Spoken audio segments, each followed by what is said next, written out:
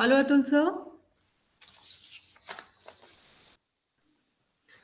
Hello, good afternoon. Good afternoon, sir. Yeah. Sir, we are waiting for more participants to join. We'll start the session after 2 minutes.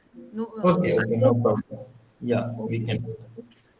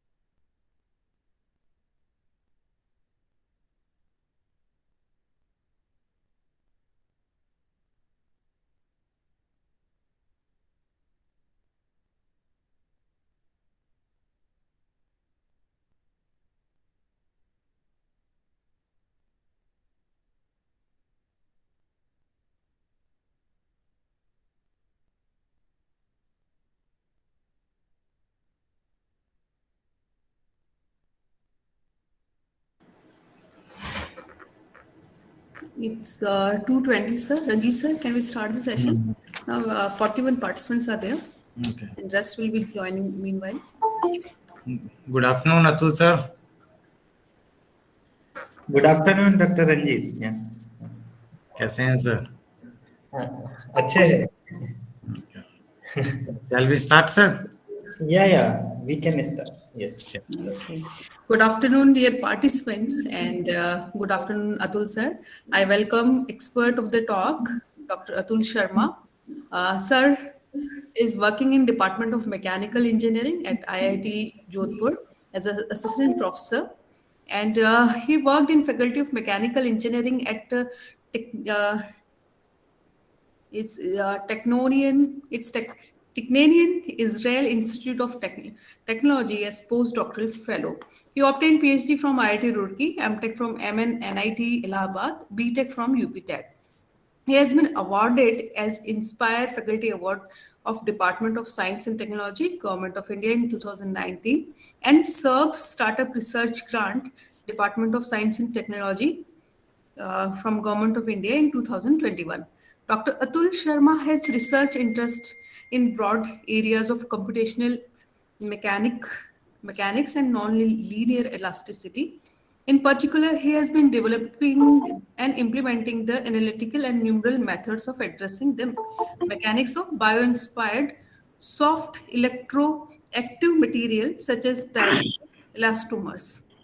Based on his research work, he has published 19 research papers in the leading international journals and in the areas of applied and computational mechanics, like computer methods, applied mechanics, and engineering, ASME, Journal of Applied Mechanics, etc.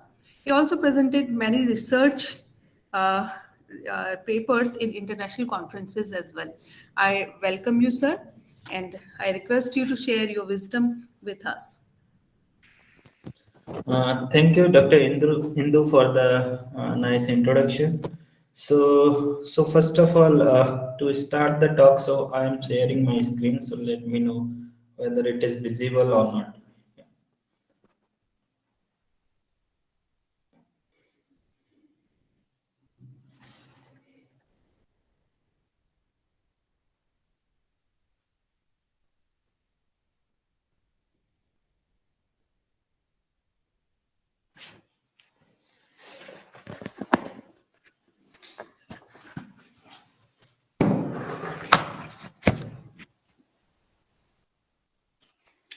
Can you see my screen? Yes, sir. Okay, let's start. So in today's talk, I will be talking about the design of smart electroactive actuators. Okay, so the title of my talk will go like this. Like this.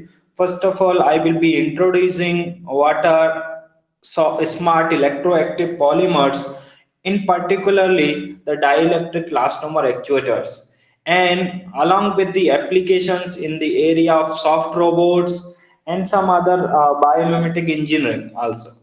And then I will be talking about the design of dielectric elastomer based actuators when they are subjected to the loading in the static mode, and then I will talk about the modeling and the design of dielectric elastomers when they are subjected to the dynamic load or the time dependent electrostatic or electromechanical loading. And I will be also, if time will allow, I will be also talking about the mitigation or the elevation of residual vibrations in dielectric elastomer actuators by designing a command shaping scheme. Okay, so in which I will be designing the input signal, that will be the applied electric potential voltage signal to alleviate the vibrations in a actuator or dielectric elastomer based actuators. Okay, so let's have introduction to the dielectric elastomers. What are those? So these actually are electroactive elastomers or the electroactive polymers, the which undergo the deformation or that elastic deformation when they are subjected to the potential difference. Or so here you can see that if I talk in particularly, so dielectric elastomer based actuator consists of an insulating a polymeric film. So this is a film or elastomer which is sandwiched between the two compliant electrodes. Okay, so here this is an electrode, and there is another electrode at the bottom, and in which this polymeric film or the elastomeric film is sandwiched. And when we apply a potential difference in this direction or through its thickness, so what will happen on this surface? Let's on one surface positive charge will accumulate, and on the another surface negative charge will accumulate. And due to this positive and negative charge, what will happen? As we know that that coulomb force will generate, okay, will be generated. So that we also call electrostatic force on these top and bottom surfaces. And because of this electrostatic force, what will happen? So this elastomeric film or this which is sandwiched between these two compliant electrodes, so that will expand laterally, or this will be, you can say that it will actuate due to this applied voltage difference. And another thing is that the thickness will be, so its thickness will be will reduce, and it will be expanding laterally. Okay, so this is somehow which explains the working of the dielectric elastomer actuator. Okay, so some planar actuator. And this another figure, you can see that this is also showing the this is showing the working or the deformation of a cube which is made up of a dielectric elastomer, or you can say this cube initially was elastomeric, made up of elastomer, dielectric elastomer, and due to the applied potential difference, it is reducing its thickness and expanding laterally. And here, so this here you can also see the same actuation because of the applied potential difference. Okay, so here initially it was having certain this dimension, and when we apply a potential difference, so it is actuating, or you can say that it is expanding laterally. And why, when we talk about these elastomer based or these soft actuator, how these are different from the traditional actuators which are made up of hard materials? So that is because of their lightweight and capability to undergo large deformation or large actuation. And the cost of such actuators is also low in comparison of the, or let's say we talk about some piezoelectric material. Okay, so despite of these characteristics or remarkable characteristics, such materials, when we talk about the designing of such materials, so we have to, there are lots of challenges because of their non-linear material behavior. So the you can say that the stress strain relationship is not linear for such kind of materials, or you can say that the relationship between the applied voltage and the corresponding deformation parameter or the displacement is not linear. Like we have for, if we talk about the steel or something in the elastic limit, they follow the Hooke's law or the linear relationship. And we can also see that there are two physics here, one involved. One is that mechanical deformation, and another one is the electrical input signal, or that loading actually. Okay, so voltage difference. So, or we can say that two physics are involved here. And another challenge that the devices made up of such material suffers is the failure, different failure modes. Okay, so one failure mode is nothing but these morphological instabilities that we called as a wrinkle. Okay, so this here you can see that this material during the operation may undergo after under certain conditions will undergo the wrinkling also. Okay, so which is also one kind of failure mode. Another mode is that there is a limit of the applied potential difference. Okay, so after, because each material or dielectric material have a, let's say, some dielectric strength.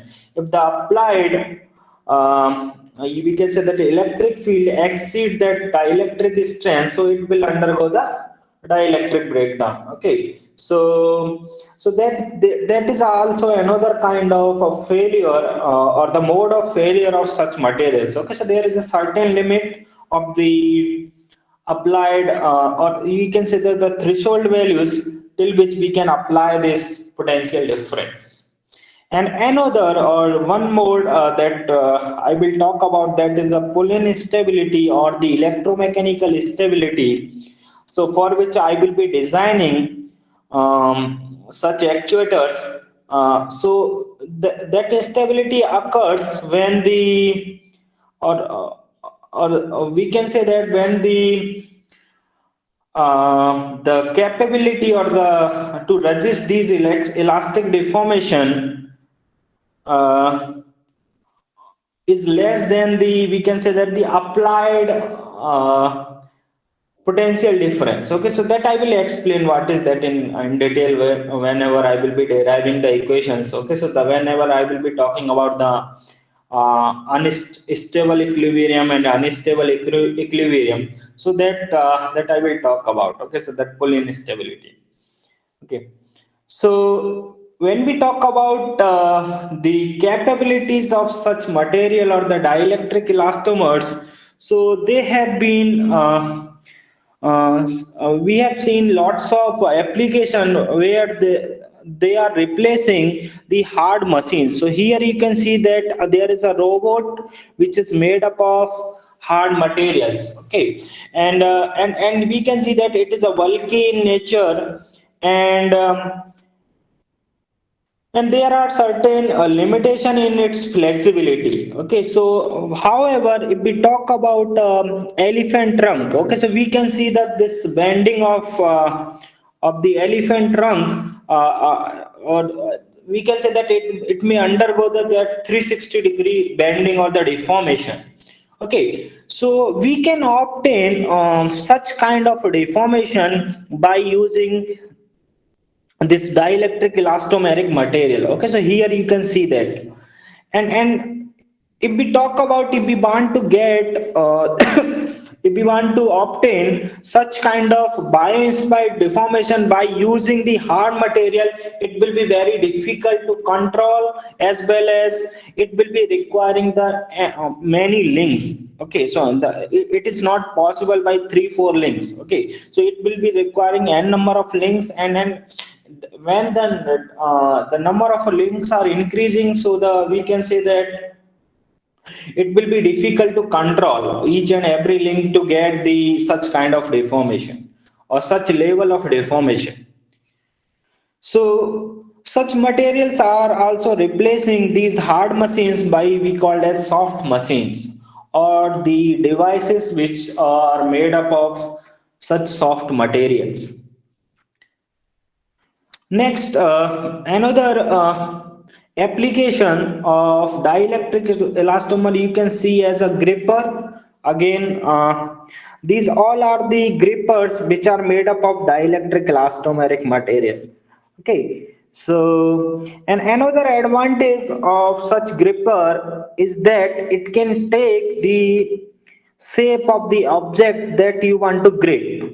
Okay, so whatever is the shape of the object which you want to grip or pick up, so it will take the same shape. Okay, so that is the flexibility. Okay, and for example, if you consider that if you are going to grip this apple by using a gripper made up of hard materials. Okay, so what will happen, it may damage this hard material while gripping, it may damage this apple. Okay, but if it is made up, if we are gripping it by grip are made up of a soft material, so what it will do, it will take the shape of the apple, it will not going to damage the we can say that this fruit. Okay, so and another example you can see that we can also have some.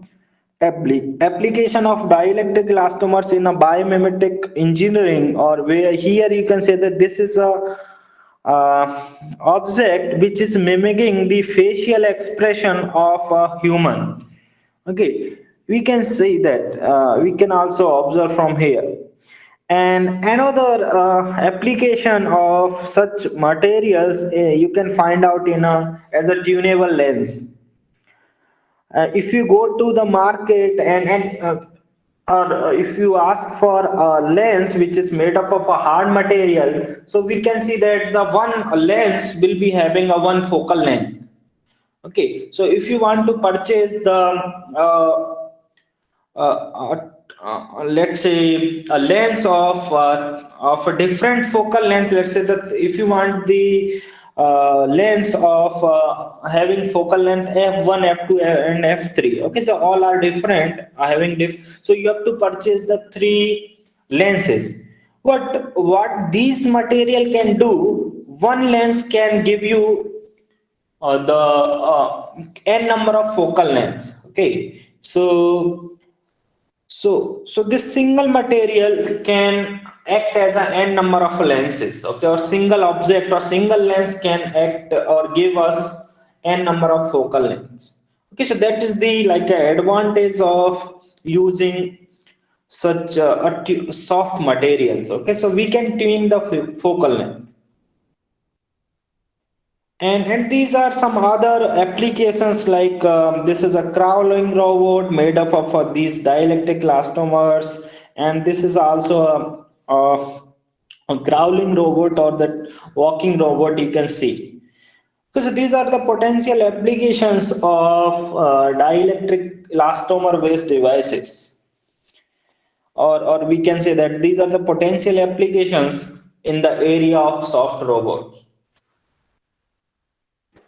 And now I will talk about the modeling of such actuators, or what is the relationship. So we are interested to get the relationship between this phi, that is the applied potential difference, and the corresponding deformation. Okay, so we are so it is necessary to establish the relationship. What is the relationship between this phi, that is the input signal, and the outcome, that is the deformation. Okay, so we will see how we can establish that relationship, and we can design a simple planar actuator. And we will be also talking about the what is the limitation of the voltage, or the potential difference that we can apply, or this material can sustain without failure, or failure due to electromechanical instability. So to start the modeling of dielectric elastomer actuators in the static loading, so let's start with so I will be defining the geometry of the actuator. So let's consider actuator, or this is an, let's say, an elastomeric film or layer.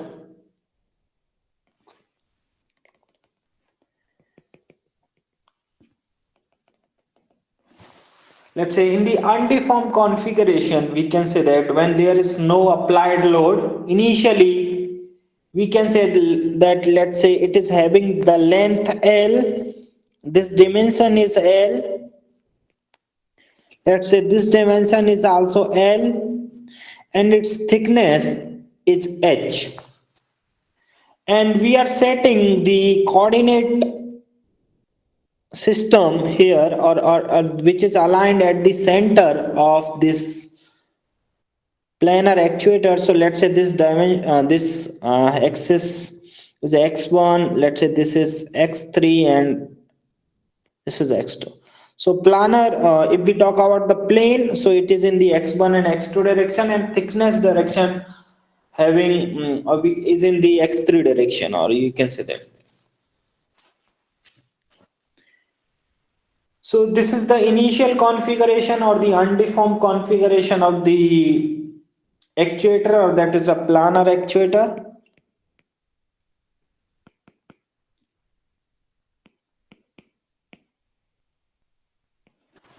So what will happen when we apply the potential difference? So let's say after deformation, so what will happen? We are applying the potential difference through the thickness. So this actuator, this film will expand laterally and contract in the thickness direction. There will be a contraction in the thickness direction and expansion in the lateral dimension. So now I will plot the deformed configuration. So let's say the thickness has been reduced and the lateral dimensions, let's say, has been increased whenever it is subjected to the potential difference of we can say that magnitude, that is, okay. So in the, so it should be uniform, it's not like a tapered. Okay, so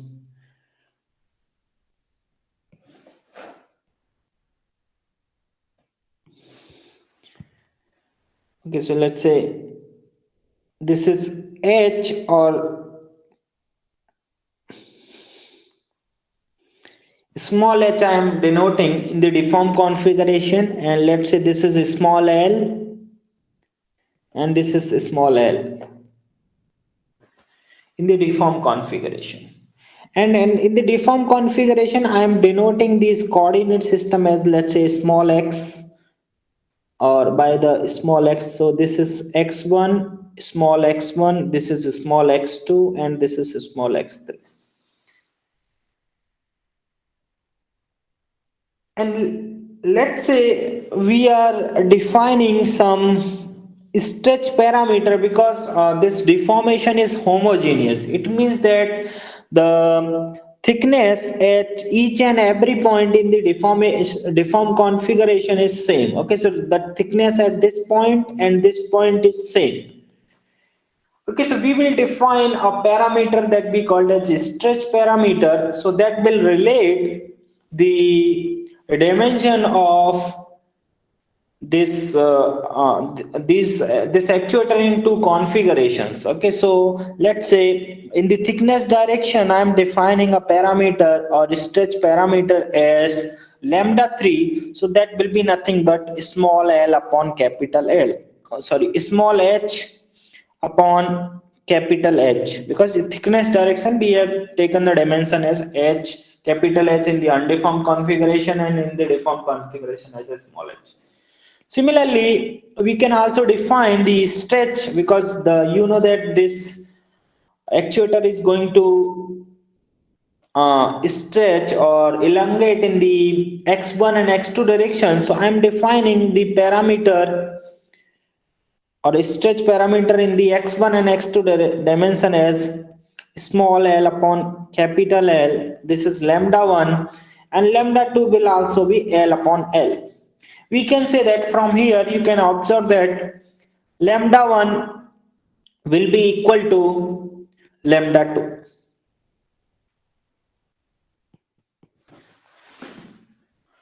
So after this,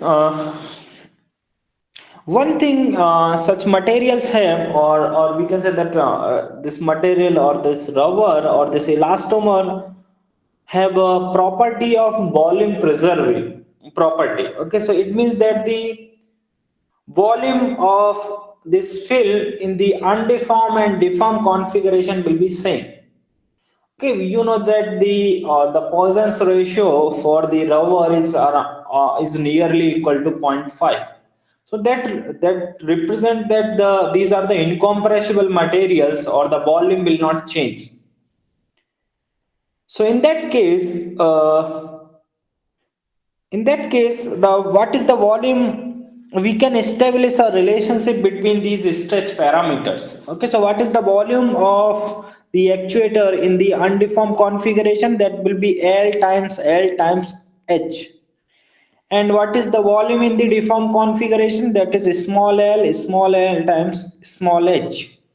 So now, as we know the relationship between small n and L and capital L in terms of the stretch parameters.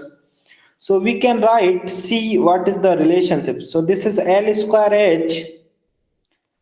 So small l is nothing but from here lambda 1, which is also, so I am representing this lambda 1 and lambda 2 as a small just lambda. So we can say that small l is nothing but lambda times L. Okay, so I have written lambda 1 is equal to lambda 2 as a lambda. So this will be lambda L times lambda L, and what is H? H is nothing but lambda 3 H. So from here, so this is nothing but lambda square lambda 3 into L square H. So from here we can say that this lambda square lambda 3 is 1. Okay, or you can say that in general form you can write it as a lambda 2 lambda 3 is the 1. So this is the condition of incompressibility.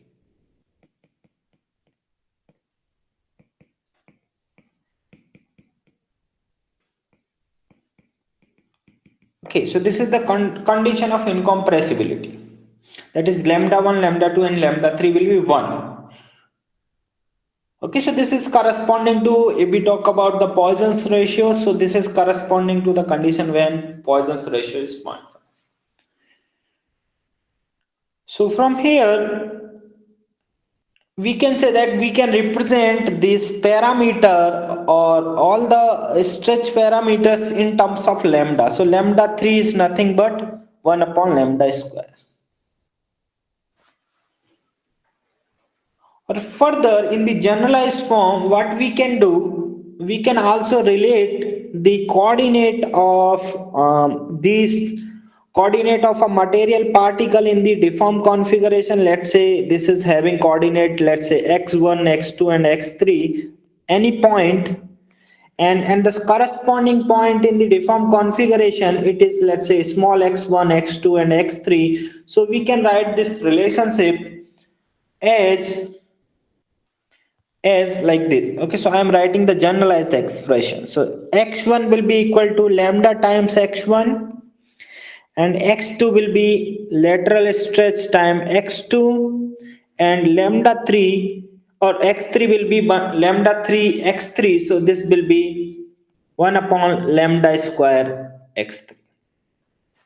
So these are the representation or the relationship between the coordinate of a material particle in the deformed and undeformed configurations, or the or in this reference and the or deformed configuration system. Okay, so we have defined the kinematics, or we can say that the geometry. Now we will see how we can derive the relationship between applied voltage phi and this parameter which defines the geometry of the actuator in the deformed configuration when it is subjected to this phi. Okay, for example, what will be the value of lambda when the phi is 2 kV? Okay, so we need that. So in order to derive this relationship, so we will be utilizing the principle of minimization of potential energy. Okay, so you have already aware about this principle. Okay, so to better understand, so what I will do, I will take a simple configuration that you are aware with that you are aware, so that is spring force system. Okay, so you know that let's say this is a spring, or which is a linear spring, and if it is subjected to a force, let's say F, and the stiffness of this linear spring is K. So you know when what will be the corresponding deformation of this spring when it is subjected to this force F? Okay, you know about this relationship. This X will be nothing but F upon K, or F is equal to Kx, where X shows the deformation.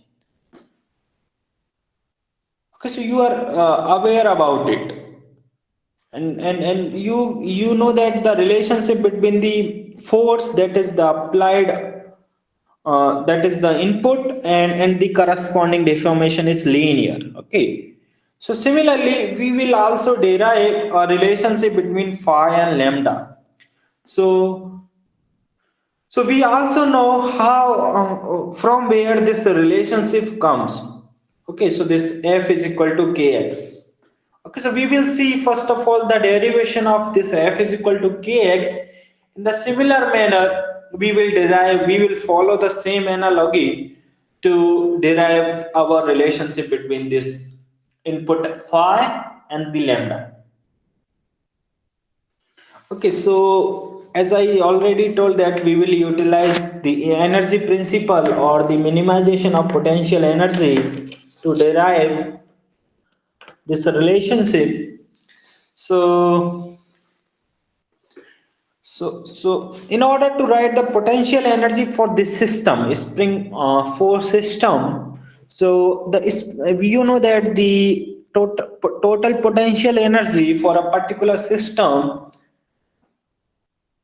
is nothing but the strain energy plus work potential. And for this spring, the strain energy is nothing but half kx square. You are aware about it. And the work potential or work done by this force on the system is nothing but F into x. So that will be work potential. It is done by done on the system. So work potential will be minus Fx. So now we can apply the principle of minimization of potential energy to get the stable equilibrium. Okay, so for a stable equilibrium, the this mini potential energy should be minimum.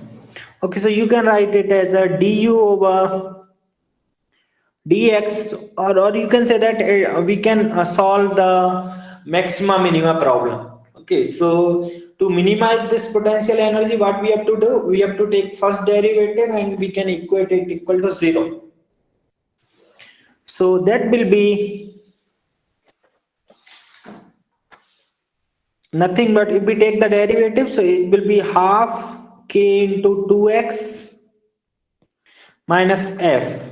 So it should be 0. So from here you can obtain this relationship, kx is equal to f, or x is equal to f upon k. Okay, so this is the relation. But by taking this only one derivative, or by analyzing this one derivative or first derivative of you cannot say that whether it is maximum or minimum.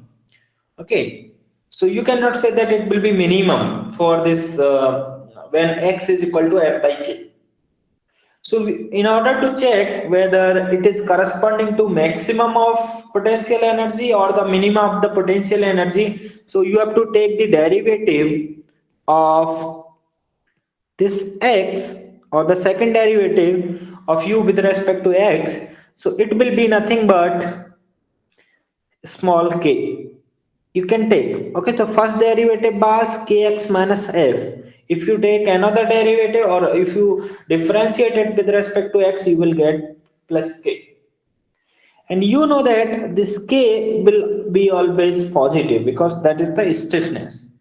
And when the second derivative is positive or greater than 0, it means that it is this is corresponding, this expression for x is corresponding to the minimization of this function u, or that is the potential energy. Okay, so this principle we will be utilizing for deriving the relationship between phi and lambda. Okay, so similarly, what we have to do? So for this system, first of all, we wrote this is strain energy and work potential. Okay, so similarly, we will be writing the strain energy and work potential for this system. Okay, so I will be writing those expressions. First of all, so for elastomer, so we will be writing that strain energy density. Or first, there is a known material models for which we can write the energy or the strain energy per unit volume. Okay, so according to that Gantt model, the strain energy density, so which is nothing but the strain energy per unit volume, is nothing but minus mu upon. So this is a known expression, 2 log 1 minus 2 lambda square plus lambda to the power minus 4 minus 3 upon Jm. So this is the strain energy density for this system. Okay, or strain energy per unit volume. Okay, so here you know that this strain energy was function of the deformation parameters, so that was x. Similarly, here you can also observe that this strain energy is also function of the deformation parameter. Okay, so that is lambda. Now, so this is strain energy per unit volume. So if you want to calculate the total strain energy, that will be nothing but the, if we multiply this psi by the volume of the system. Okay, so that will be nothing but psi times what is the volume of this actuator, that is L square H. Okay, so you know that the in the deform or undeformed configuration the volume is same. So this will be your first equation. I'm writing it here. So this will be the strain energy. Similarly, you can write the, or we can write the work potential or the work done by these or those electrostatic forces, or work done because of this applied potential difference. So that is nothing but minus, so this is something you know about that half cv square. Okay, so you know the about the capacitor. Okay, so similarly, so work, I'm writing directly it again. So the work potential is nothing but L square H. This is the volume which is multiplied by the half of epsilon, which is the dielectric permittivity, and phi upon h square lambda to the power 4. So this is the work done by the applied potential or applied due to the applied potential difference. Okay, so this is similar to that minus half cv square, and here v is phi, and c you know that epsilon naught a upon d. Okay, so that is the thickness. Okay, so by utilizing that same analogy we have derived this. I am not going in the detail of this derivation. So this is the work potential or work done by the electro. You can say that the electrostatic work done. So, so now once you have the expression for the work potential and the strain energy, so you can write the total potential energy. So that is du over, or you can write first of all, and then we can derive the relationship between phi and lambda. So that will be AC plus WP, that is work potential, and it will be L square H times, so strain energy I'm writing first of all minus mu Jm upon 2 log 1 minus 2 lambda square plus lambda to the power minus 4. So just a minute. Minus 3 upon Jm. So this is your strain energy, and here this mu is nothing but the shear modulus. Okay, so it is a material parameter, and Jm is also a material parameter. Okay, so both are material parameters, and another parameter which is related to the electrical domain is the dielectric permittivity. So we can write it now the expression for the work potential. So this will be L square H minus epsilon phi square lambda to the power 4 upon H square into 2. So this is your U. Once you have this expression, and another simplified expression, what I can do, I can write it in terms of this phi upon H is nothing but the electric field. Okay, so this will be representing the electric field. So I can write it as E as a phi by H. So in terms of E by H, we can write this U as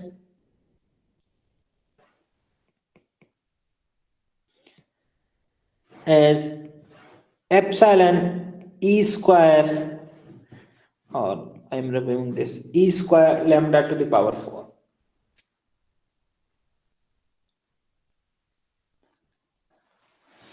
Okay, so once you have this U, now you can apply our principle of minimization of potential energy in order to derive the relationship or phi lambda relationship.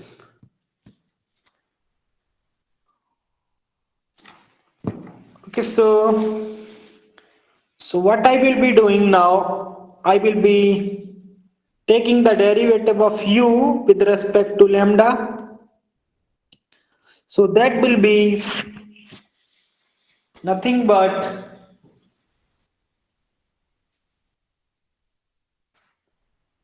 so L square H, it is a constant, and I will take it out, and we can see what will be the, if you are taking the derivative with respect to lambda, so here these are also constants, so derivative of log lambda will be nothing but 1 upon lambda. Okay, so similar manner, so this will be minus mu Jm by 2, these are the constant, and 1 upon the term in the log of this, so this will be 1 minus 2 lambda square plus lambda to the power minus 4 minus 3 upon Jm. And now we have to take the derivative of this function with respect to lambda. So that will be minus 1 upon Jm times uh, so this will be 4 lambda minus 4 lambda to power minus 5. So this will be the derivative of the first part, and also the derivative of the second part, or the second part, that is this one, will be nothing but so minus 1 upon 2 epsilon E squared, these are the constant, and the derivative of lambda to the power will be 4 into lambda to the power minus, or lambda cube, 4 lambda cube. Okay, so you can write it as next term as minus 1 by 2 into 4 lambda q, and it should be 0 for the for stable equilibrium, or we can say that for the minimization of potential energy. So from here, sorry, there was also E times uh, epsilon E square term also here. Okay, so from here we can derive the relationship between, you can say that E, which is phi upon h, edge, or the simplified expression I am writing again. So that will be lambda minus lambda to the power minus 5 divided by 1 minus 2 lambda square plus lambda to the power minus 4 minus 3 by Jm is equal to epsilon upon mu into E square lambda cube. So this is a nonlinear equation which is relating E is nothing but this phi upon h. Okay, so you can say that it is a relationship between phi and lambda. Okay, so this is a equation which is relating a nonlinear equation between the phi and lambda. And if you know the value of phi, so there will be only single unknown, and you can solve this nonlinear equation by using any method. Let's say the Newton-Raphson method. By utilizing that method, you can calculate the deformation value, or that is the value of lambda, for any given value of the applied potential difference. Or further, so here I will say that this is a relation, or I can say that if I am going to plot between this E, or that is nothing but, you can say that here it is E epsilon upon mu, the graph between E epsilon upon mu with the lambda, so we will be getting such kind of non-linear, you can say that there is a non-linear relationship between E and lambda. Okay, so and for different value of these material pair constant J. Sorry, do you have any query? Okay, so by using we can say that this graph is obtained by solving this nonlinear equation. Okay, so between phi and lambda, or we can say that, you can say that in E and lambda. Okay, so which are E and phi are related by this expression.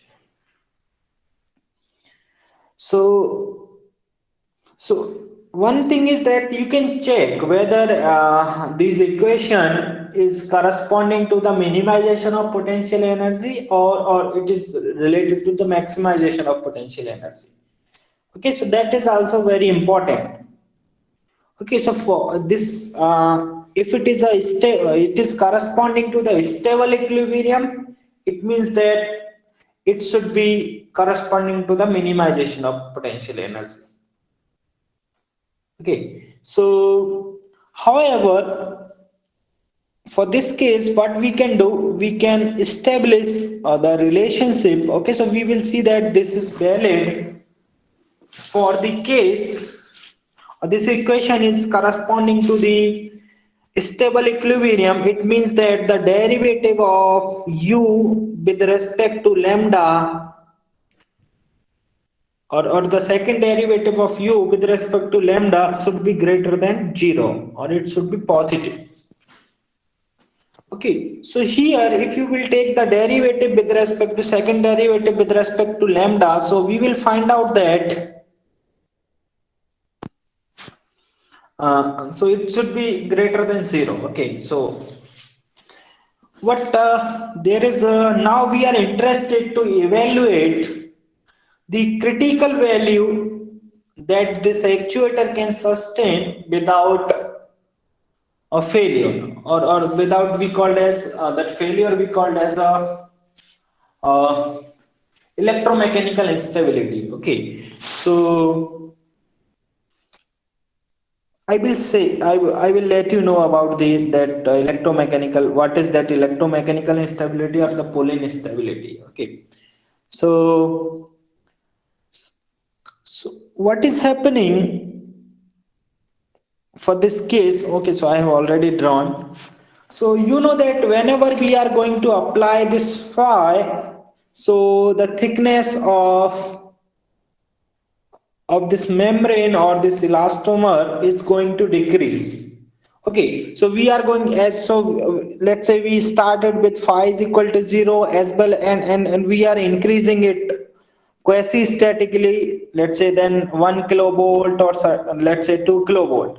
Okay, so the thickness is going to decrease, and if we remove this phi or this voltage, so what will happen, it will come to its original shape. Okay, so it's because these are the elastic, we are talking about the elastic deformations only. Okay, we are not talking about the plastic deformation of such materials. Okay, so but it means that the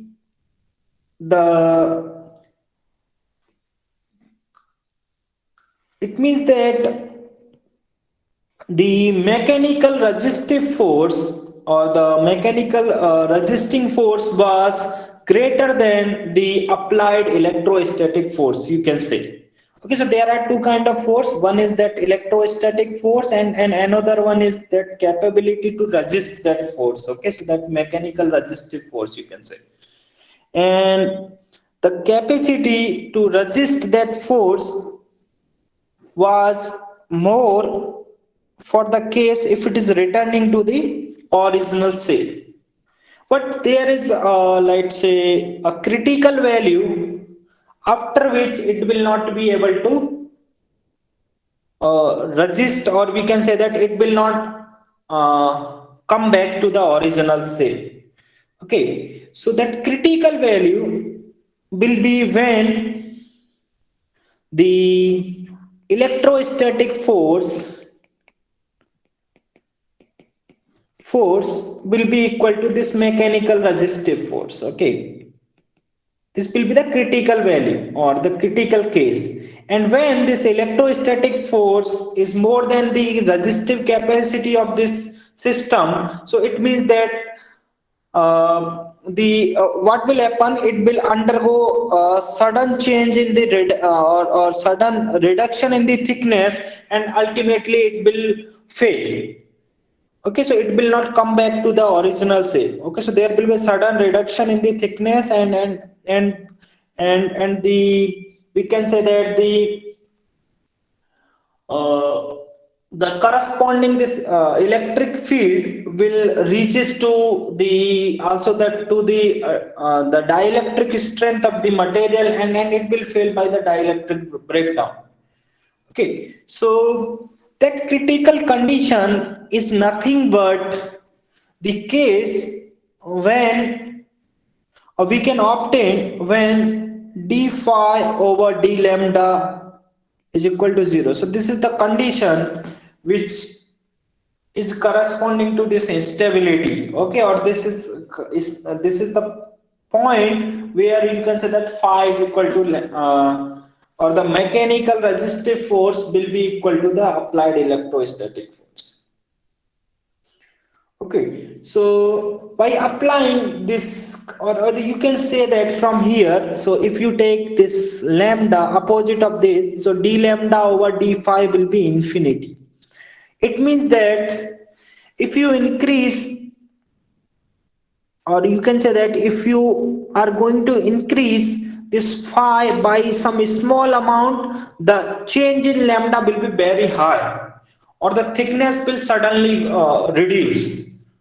Okay, so it means that this is the case, or this is the point till which we can increase our potential difference. Okay, we don't want to reach to that point. Okay, so these are the parameters which we have to we have to calculate to design a certain system.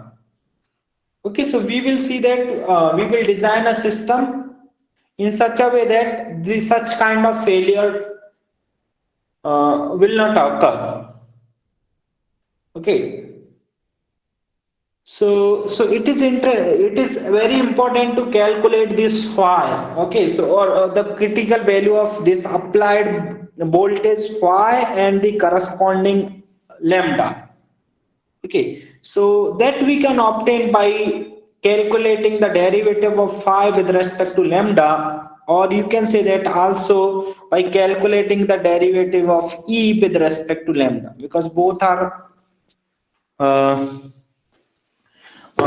related to or linearly related to each other, phi and e.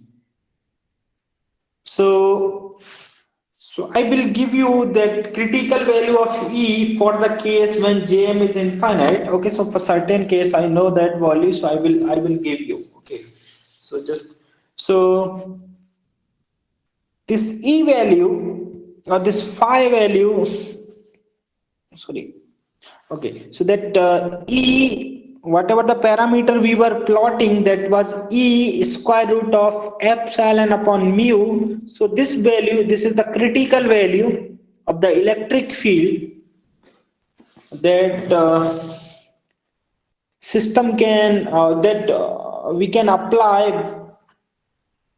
or the system can sustain without electromechanical instability. Okay, so that will be nothing but that is nothing but 0.6874, and this lambda 3 corresponding to this point is nothing but 0.63. Okay, so it means that 37%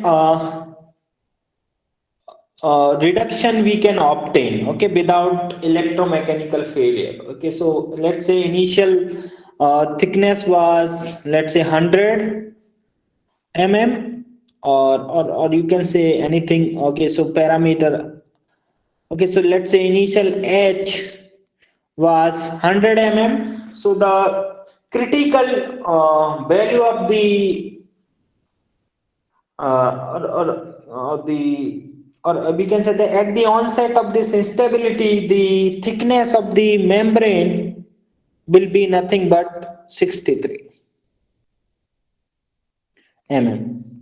Okay, so initial thick, so the this is the value or which can be allowed to design the system. Okay, so we can say that our system can sustain or such much level of deformation, okay, without failure or without onset of electromechanical instability.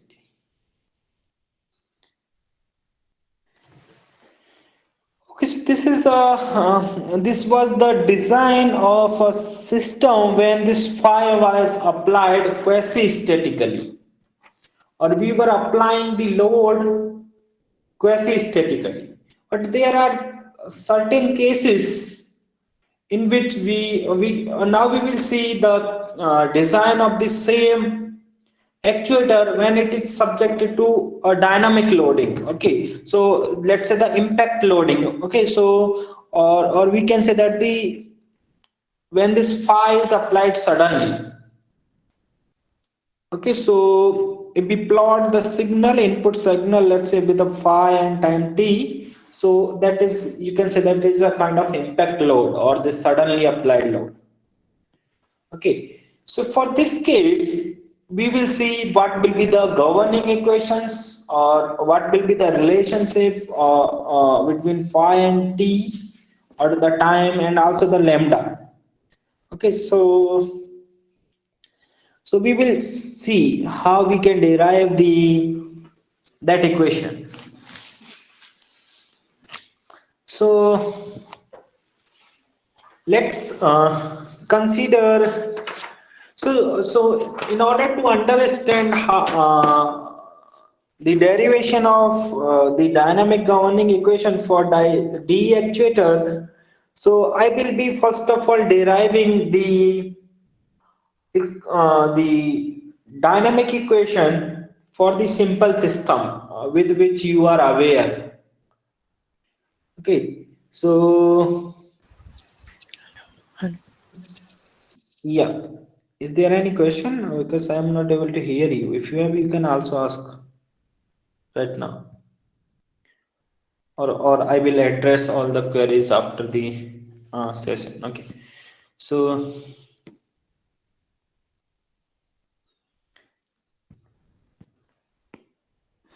just a minute.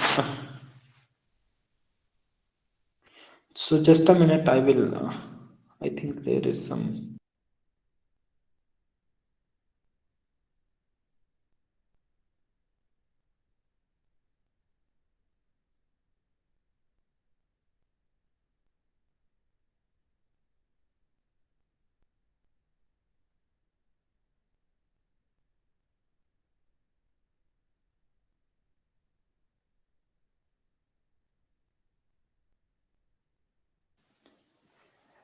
Okay. So hope you can hear me now. So Yes, sir. okay. So now we will derive the dynamic equation for the system, first of all, with which you are aware. Let's say a spring despot system or spring mass despot system. Let's say this is a mass attached to this spring and despot with the material parameters, that is kcm, and it is subjected to the time dependent force Ft. Okay, so we will see how you are already aware about the outcome. Okay, so the governing equation for this system is nothing but mx double dot plus cx dot plus kx is equal to ft.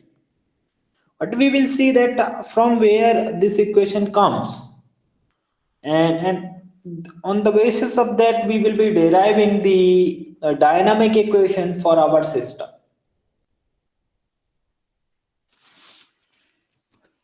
So So, so in order to derive this system, what we generally do, we utilize the Euler-Lagrange principle, or that is the principle of least action. Okay, and the corresponding equation, that is the Euler-Lagrange equation. Okay, so I will write that equation. Okay, so in a theory of vibrations, and you have gone through this equation, so that is del L over del X dot. Okay, so for this system, I am writing this equation for a single variable case.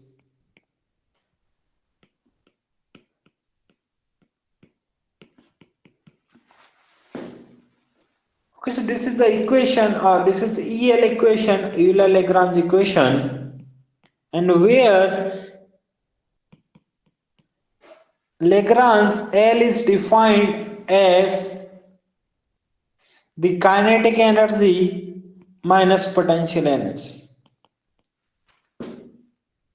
Okay, so we already know the kinetic energy, or this potential energy for this system. Okay, so we have already written for the static case. Okay, so the potential energy was nothing but half kx square minus work potential. Okay, so that is, now here the force is function of time, so I am representing it as a ft xt, because x is also now function of time. So this is the potential energy, and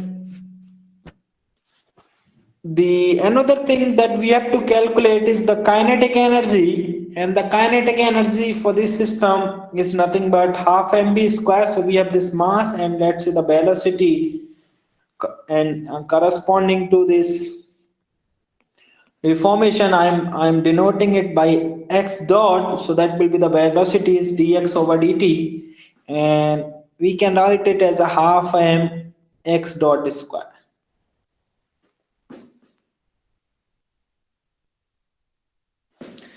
Once you have the expression for kinetic energy, potential energy, we can write this Lagrange L as half mx dot square minus half kx square plus f into x.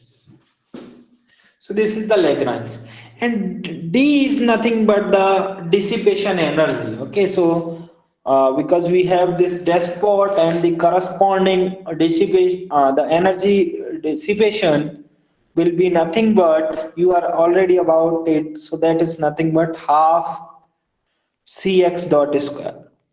Okay, half Cv square, or that this dissipation energy, and where C is the coefficient of damping, and for this case, by inserting the expression for L and D, we can see what is the outcome. Okay, so let's say d over dt of derivative of L with respect to x dot. So we will have, if we take the derivative of this function or the partial derivative of L with respect to x dot, so we will have m into 2x dot minus del over or del L over del x.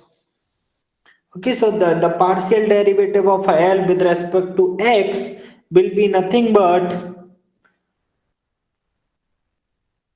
half was there also, so 1 by 2 m into 2x dot. Okay, so here it will be minus of, so the derivative of this L with respect to x will be minus 1 by 2 k into 2x, and that also we will have this f, because f derivative of fx with respect to x will be f. Okay, and the third term is nothing but the derivative of d with respect to x dot, and that will be half of c into 2x dot is equal to 0. So if you simplify this expression, so you will obtain that the outcome is nothing but m into x double dot plus, if you simplify this, so this 2 will cancel out, so this will be kx minus f plus cx dot is equal to 0. So you will obtain this well-known equation, or the well-known governing equation for this system, or this spring despot mass system. Similar procedure, or we can say that the similar principle we will now apply for deriving the governing equation for our actuator, that simple D actuator. Okay, so I will write, or I will derive that equation. So just a minute, I will add some blank slides.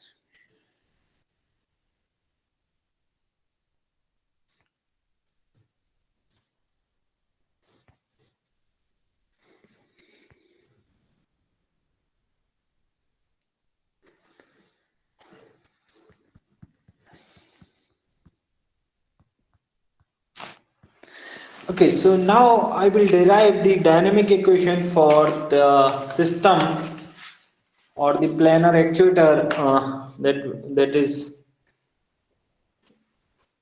the geometry we are considering, or the actuator we have considered. Okay, so we know the expression. So in order to derive that expression, so we will be requiring this Lagrange, that is the potential energy and kinetic energy. So potential energy I have already written earlier, so that was the potential energy expression was nothing but the, that was L square H, that was the volume, multiplied by the strain energy density, minus mu Jm by 2, and 1 minus 2 lambda square plus lambda to the power minus 4 minus 3 upon Jm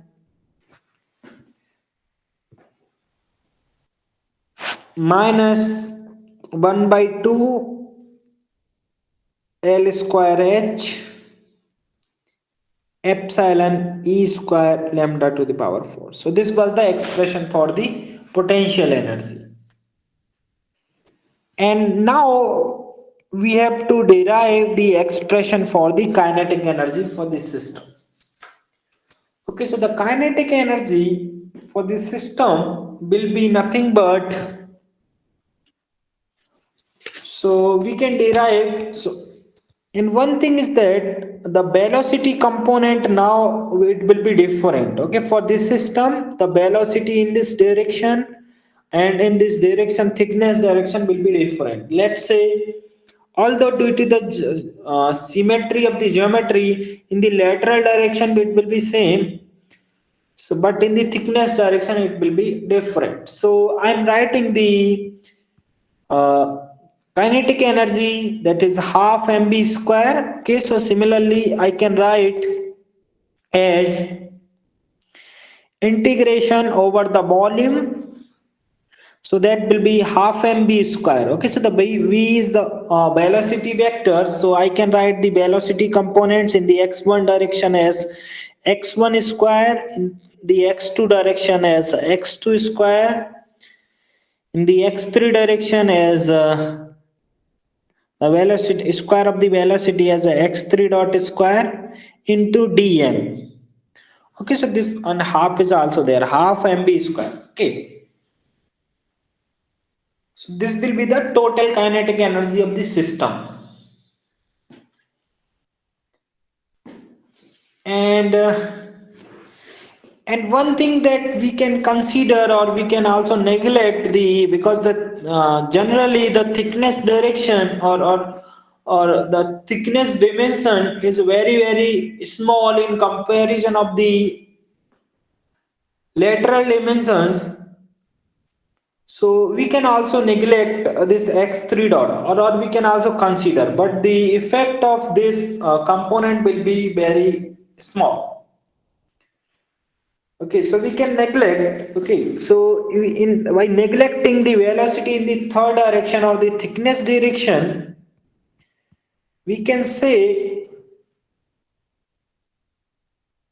that, okay, so now we will be deriving it. Okay, so this mass is, you know, that density into volume, so I am writing dm as a rho into dv, where dv will be the volume of an element of the actuator. So we can now write it as rho by 2 outside, and from the relationship between the two coordinate system, so earlier we have already written as x1 as a lambda times x, and x2 as a lambda time x2, and x3 as a lambda times x3, lambda 3 times x3. Okay, so these were the relationship between the two coordinate system.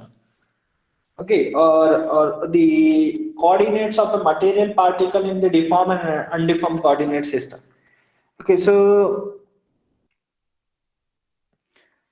similarly what we can do, we can also write the derivative of x1, because in order to calculate kinetic energy we require x dot, that is the dx over dt, the velocity component in the x1 direction.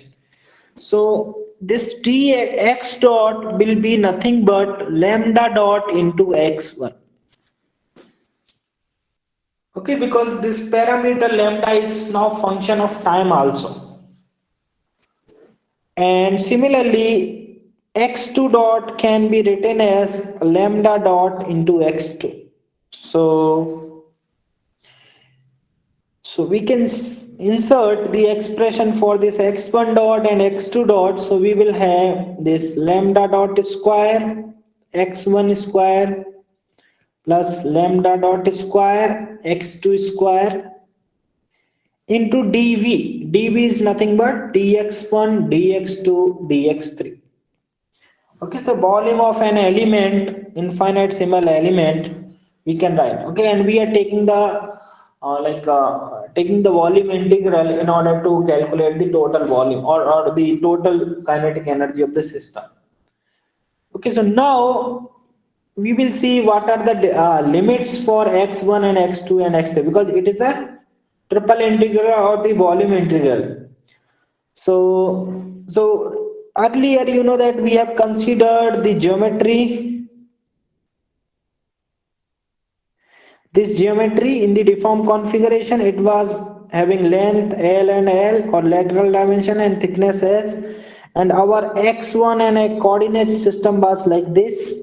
So this was x1, this was x3, and this was x2, and here it was origin. So origin was fitted at the center. So you will see that what are the limit now for the x1. So it will vary from this end to this end. So here it will be L by 2 minus L by 2 to L by 2. So we can write this triple integral as a rho by 2. So x1 will vary from minus L by 2 to L by 2.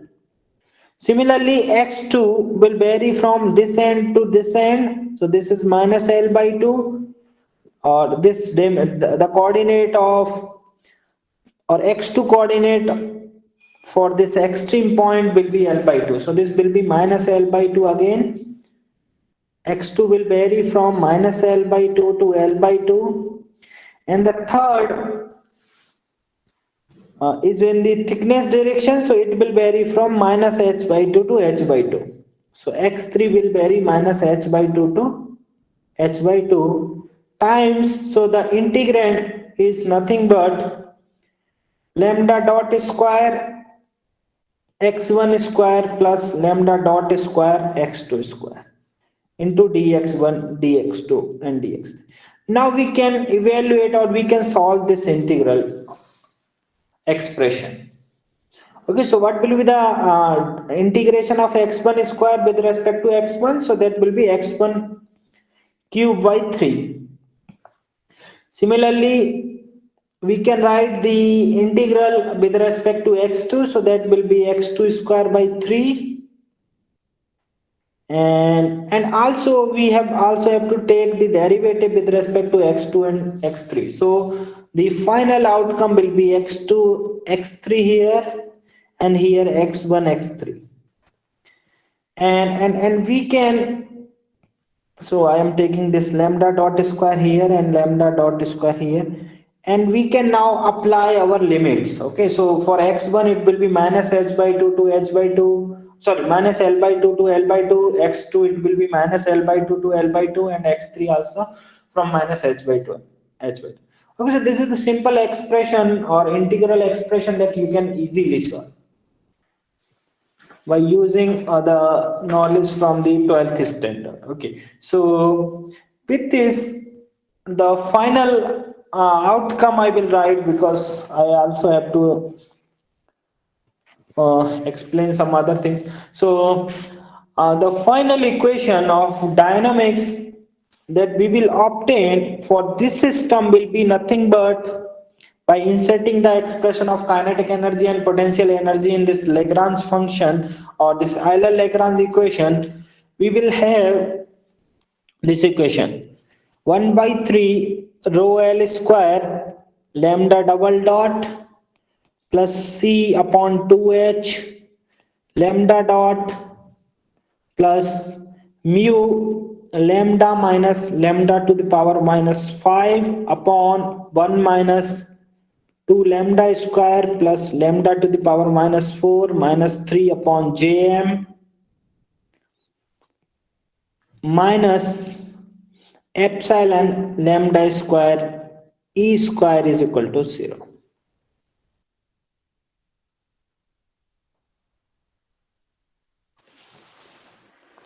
Okay, so this is a again a non-linear equation, or equation, a dynamic equation, which you can solve for any given value. You know that E is again phi upon h, or phi square upon h square. So phi is now function of t. Okay, so for any given value of phi, that will be a function of time, you can evaluate, or you can solve this ordinary differential equation. And in order to solve the differential equation we also have to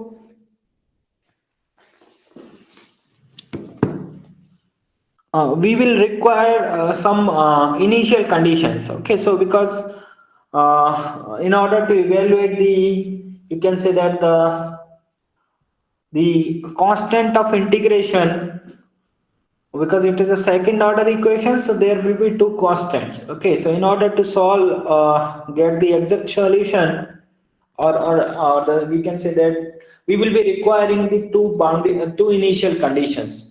So we can assume that the system this actuator start from the rest condition. It means that the lambda, the initial lambda is 1. It means that the system starts from the undeformed configuration. Okay, so if you will put lambda is equal to 1, it means that the dimensions at time t is equal to 0 are nothing but L and H. Okay, and we can also say that the velocity at time t is equal to is 0. Okay, so these are the condition rest conditions, and with this, by defining these two conditions, we can solve this ordinary differential equation.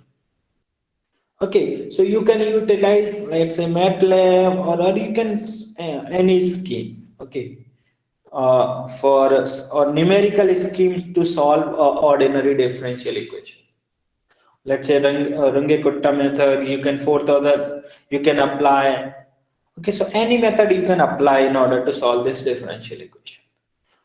This is a non-linear differential equation. Okay, so you can see that it is not a linear equation like we have for this spring mass system. Okay, so here this mass was constant, c was constant, k was constant. Okay, so we can say that this c, k, and m was not function of the variable. Okay, but here you can see that this term is also is a function of, or what you can say that you can multiply this 1 minus 2 lambda square by whole equation, so you will see that there are some term here that are function of lambda. Okay, so that is why it is not linear equation, so it is a non-linear equation.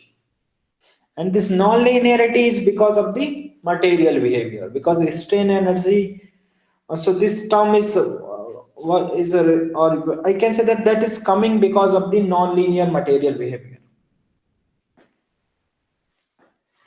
Okay, so for the system, or for the case,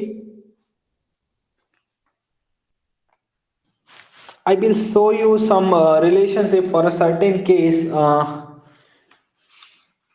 What will be the response of this actuator when it is subjected to some or a constant electric field, or that step voltage signal that we consider.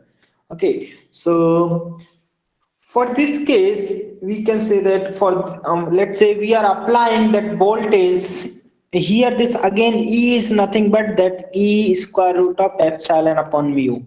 Okay, so this is that voltage signal, and then we are applying this input signal. Let's say it is varying. We have suddenly applied this load, or the electric load, let's say for the time 0 to 20, and then again we are applying the another voltage signal suddenly applied, or we are changing that magnitude of this voltage to E2, and then again we are reducing.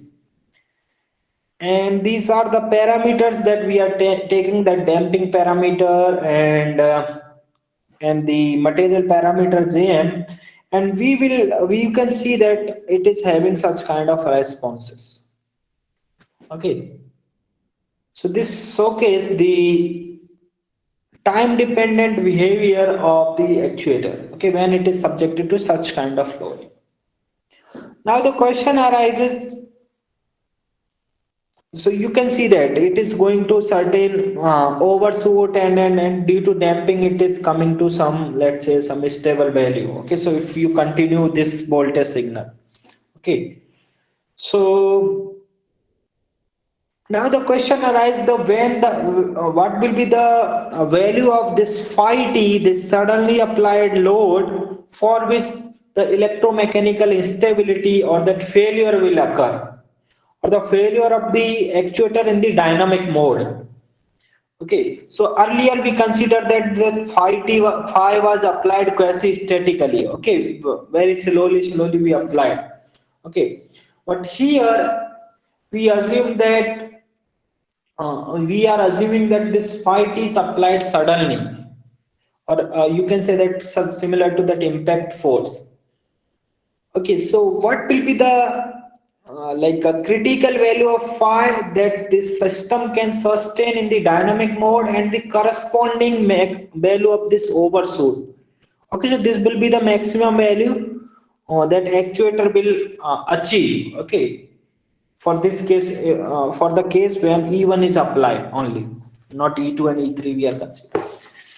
So in order to do what we generally, what we are going to do, so we iteratively solve, or we have to solve uh, the equations, or for different phi. Okay, so there is another method that energy based. I'm not going to get that extract those parameter directly, but the some simple way is that you increase this phi. Let's say you applied this, suddenly applied load, let's say for 1 kilovolt.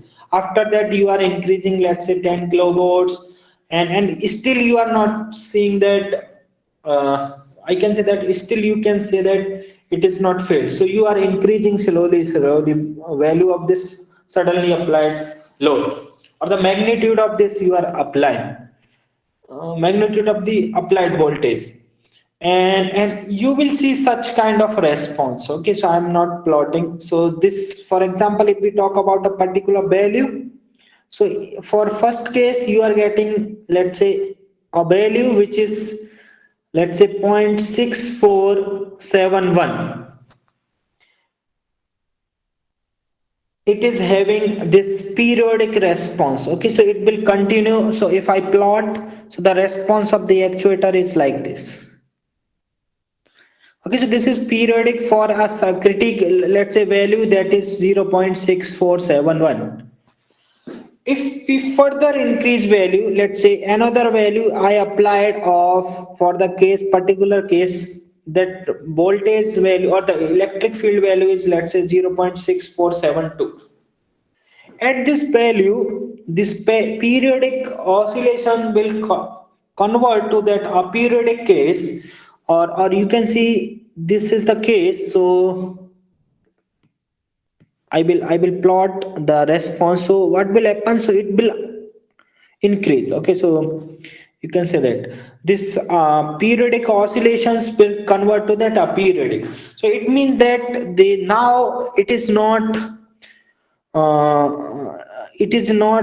we can say that the uh, electrostatic force has increased, has been, are more than the mechanical resistive capacity of the system. Okay, so here you can say that it is continue to deform even we are not changing that phi t.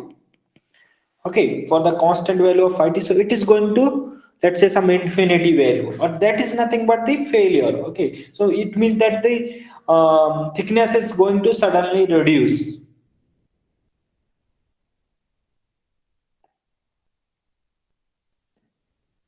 So so that value here, you can say that the difference between the first value and the second value is very less. Okay, so we can say that this is the voltage which that system can sustain without failure. But if you increase the voltage beyond this, so it will, we can say that the system, or this will be representing the case when the system is under stable equilibrium, and this is the case between the, we can say that that is the unstable equilibrium, or corresponding to the unstable equilibrium, or we can say that this is the critical value that that system can sustain without failure. Similarly, the maximum value corresponding to this oscillations, or corresponding to this E star value, or the maximum overshoot value of lambda will be nothing but the critical value of the critical value of the that thickness that system will obtain can or the thickness reduction that system will undergo without failure, and this value is nothing but just a minute, I will let you know what is the lambda d. Okay, so this lambda d will be greater than the value or let's say, so I will tell you the exact value, just a minute. For the same system in the static mode we obtain certain value, and okay, so that is nothing but 0.4556.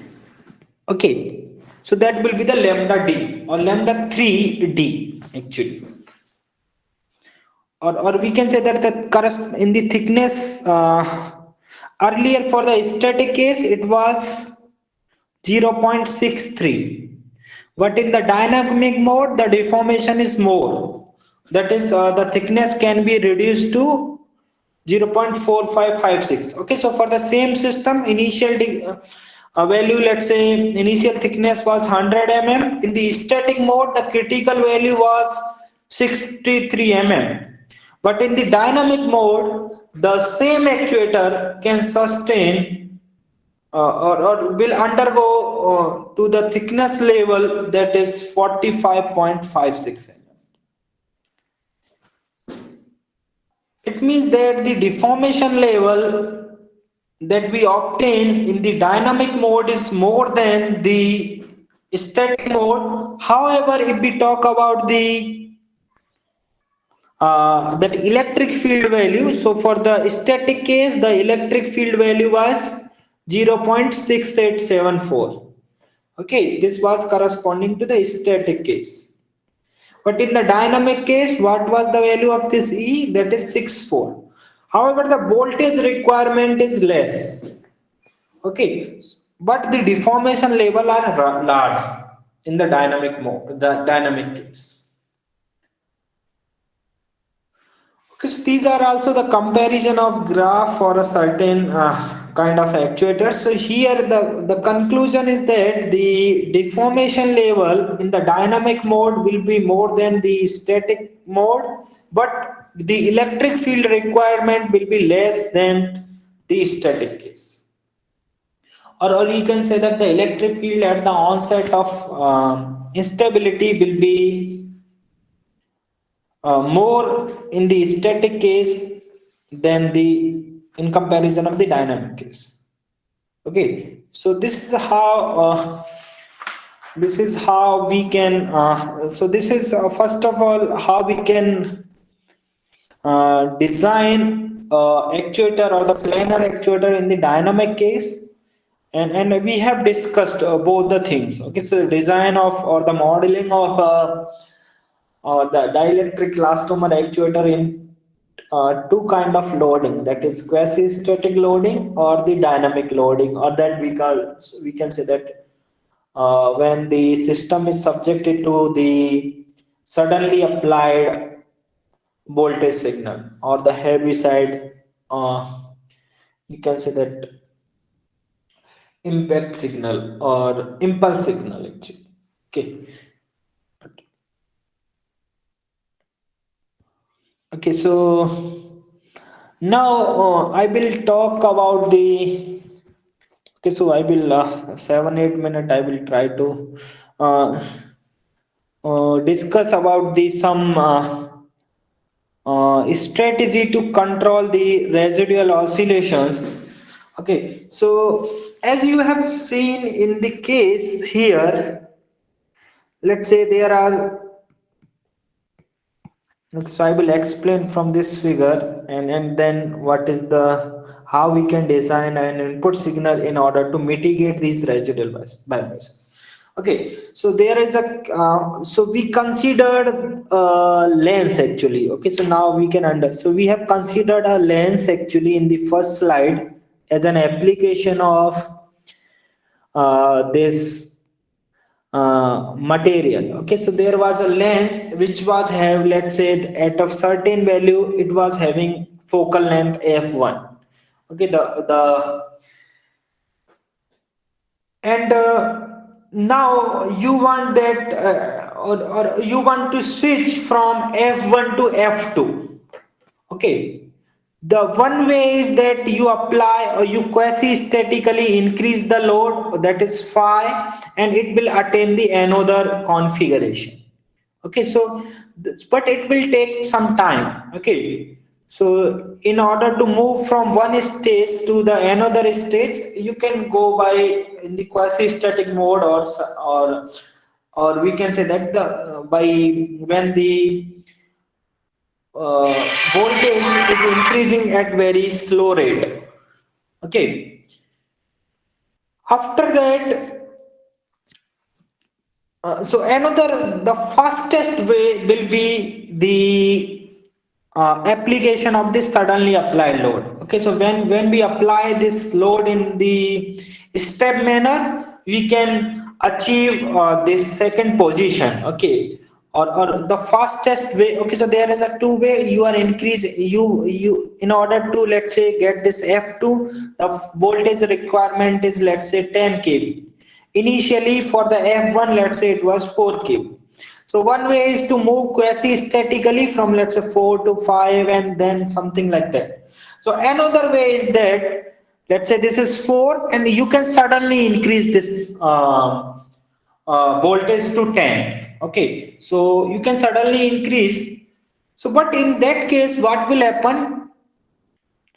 There will be some oscillations, so the system will oscillates around its equilibrium state, and after some time it will be stable. Okay, so you can say that it will be oscillating about this desired position, that is, let's say, the desired position, and it will take time or to come to that stable position or stable state. Okay, so we are achieving the things, but it is oscillating for certain time, and then it is coming to the desired outcome. So now what we did, actually, we have designed this input signal in such a way that this switching between F1 and F2 will be faster. Okay, one of the fastest way we can switch from one stage to second stage. So for that, what we did, we have we have designed an input signal which will require two steps, but these oscillations are removed. Okay, so it will be, let's say, moving from this stage to second stage very smoothly, without these oscillations. So I will tell you. Okay, so just a minute. Okay, so from this stage to this stage, it will vary or it will reach very fastly, okay, without any oscillations. Okay, so here you will see that it will achieve the stable condition after this, let's say, some more time. Okay, so if it will continue, let's say, at this time. But here we can achieve this desired position within this very small time, or we can obtain this switching in a very small time. Okay, so but for that we have to, instead of we for that we have to design this input signal.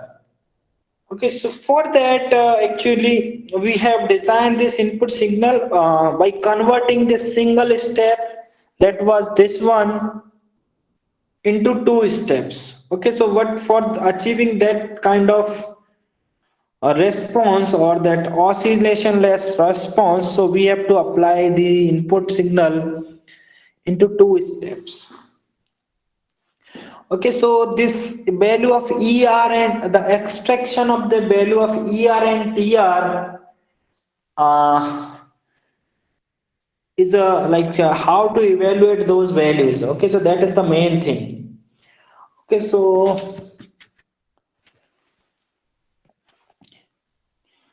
So I'm not going to, let's say, because it has been a four now, and then we should have at least 15 minutes to actually have a discussion. Okay, so I will say that we will be requiring two steps, but we can achieve the response or the switching without any oscillations. Okay, so you can see that this is the response of the actuator when the we are going to apply this signal or this designed signal. Okay, so that is ER. That ER for the time tau r and the even for this time or remaining time. So we will be obtaining this kind of response without oscillation. Okay, so in this way we can design the input signal or to alleviate the residual vibrations uh, for a device which is made up of dielectric elastomer material. Okay, so I will stop here. Dr. Ranjit, is it fine? Because it has been four. Okay, so I will stop here for today for this talk, and now we can have a discussion, or if anyone has a query, can ask actually. Yeah. Yes, from the participant side, if you have any queries, please ask the questions.